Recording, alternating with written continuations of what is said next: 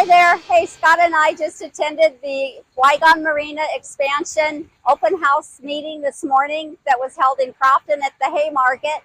So we thought we'd come out and shoot some video so you could see the progress for yourself. It's pretty exciting. Hello, I'm Scott O'Neill, and this is the O'Neill Report. Thanks for tuning in. This episode I'm really looking forward to. Kay and I visited the open house that was in Crofton last Saturday about Weigand Marina and its expansion. We have a lot of new information about Weigand Marina. Just a reminder, this video is brought to you by Shore to Shore Realty. Our philosophy is, well, help me out, Kay. Tell them what our philosophy is. Our whole philosophy has been share information with the best quality possible. So that's really why we are always trying new things, new projects, new ways of marketing. We just feel like it serves the client better. Whether you're looking to buy or sell, give us a call or stop by our office and we'll go to work for you. Thanks for helping me out, Kay. We really like sharing information, and that's why we do special events and special videos like this. So let's get into it.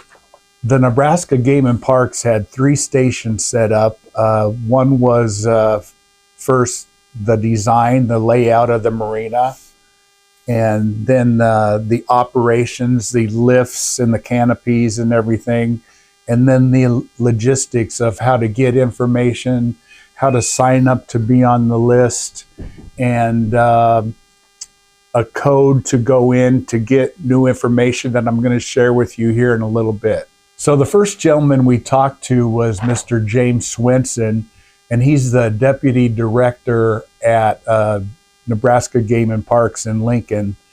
And one thing that he stated was everything that is planned now is pretty much set in stone.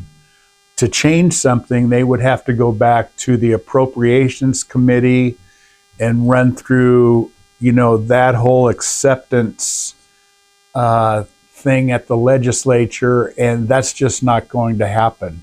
So everything that is set up right now with the contractors they have is set in stone.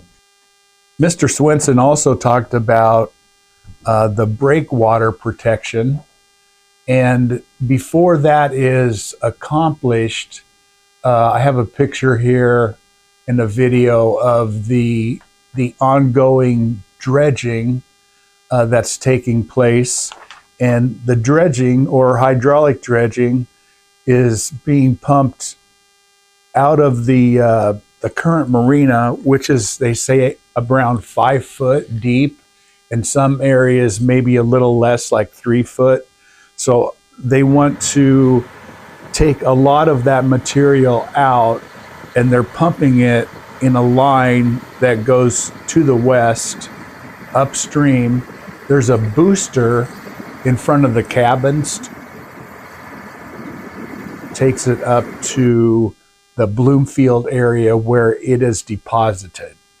The dredging will take place inside of the old marina, the protected area, and then it will come out to dredge the area where part of the new marina will be. And then all that material will be transferred up to the Bloomfield area. Once the dredging is done, the extended earthen rock jetty will be constructed on the west side, and then a floating steel wave attenuator will be installed on the east side and the north side to protect the new marina. So this has to be done before they even start bringing in the new docks and doing all of that. I did ask the deputy director about the restaurant, because during this whole process that I was watching it go down in Lincoln, at one time the restaurant was a big selling point, and it was part of the deal. And then it would drop out, and then we heard rumors that it was going to be added. What Mr. Swenson told us, Kay and I, was that there would not be a marina restaurant at this time, but he said down the road that he thought that they would work out some type of a deal where a eating place would be connected to the existing marina store. Tiffany Gerber is the division administrator for the engineering and operations part of the Nebraska Game and Parks, and she is showing us the new marina and the docks that will be implemented. There will be more than double the number of slips, and it will be planned on completion the summer of 2027.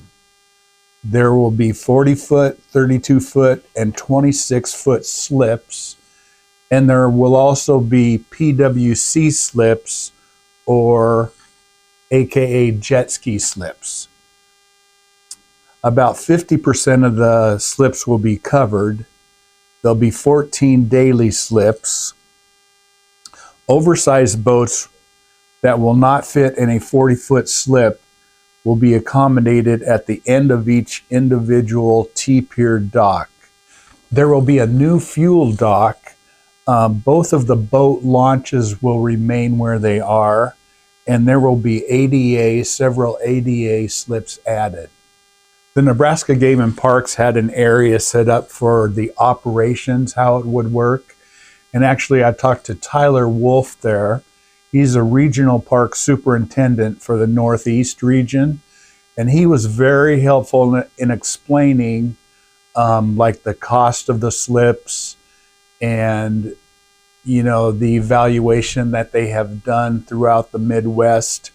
On this sheet here, it shows the cost of the Lewis and Clark Marina on the Yankton side, you know, what their prices are for their slips.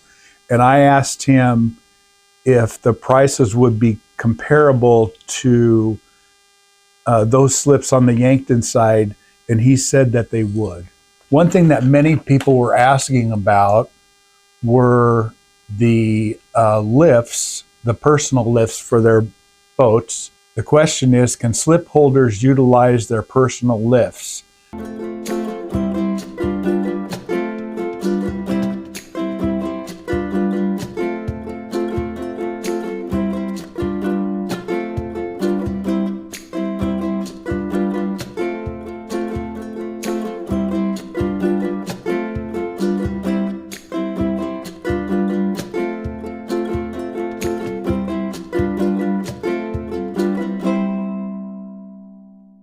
The final area of this open house was the logistics of how everything works.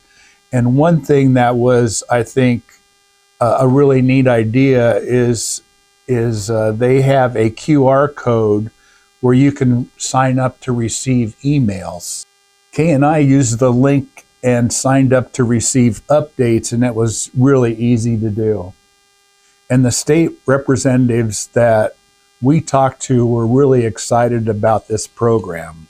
So this is the QR code that you will need to click on to get this information. The program manager in the Lincoln office for the logistics area is Margot DeRocher, and this is a photo that I took of her at the program, and she is in charge of the QR code, the waiting list.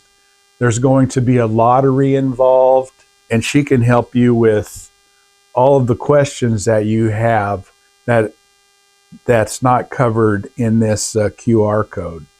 So here are just some notes that we took while we were there. The Board of Commission will meet in October to finalize the pricing. There are 112 legacy slip holders who will have first dibs on the slips. The legacy people will have 5 preferences for the slip or type of slip they want. Then all of those people will go into a lottery type situation, and that would be like mid-October. Legacy slip holders are assigned slips and notified, and now we're in mid-November. There are 20 people on the waiting list who will have the next opportunity to get a slip. and it's still mid-December. Then there will be a new waiting list that will fill out the remaining slips, and that should take place by January 2027. When will the new waiting list be available to sign up for? Based on the current project timeline, the new wait list is anticipated to open in early 2027. And finally, every year an entirely new waiting list will be established, meaning you must apply to be on the list every year. I hope you enjoyed this video. We covered a lot of new material about what's happening out at the Weigand Marina expansion project. And going forward, we will keep you updated. If you would like to, please like, follow, and subscribe to our channel to get the word out to as many people as to the information that we are providing. We'll see you next time on the O'Neill Report. This is Scott O'Neill signing off.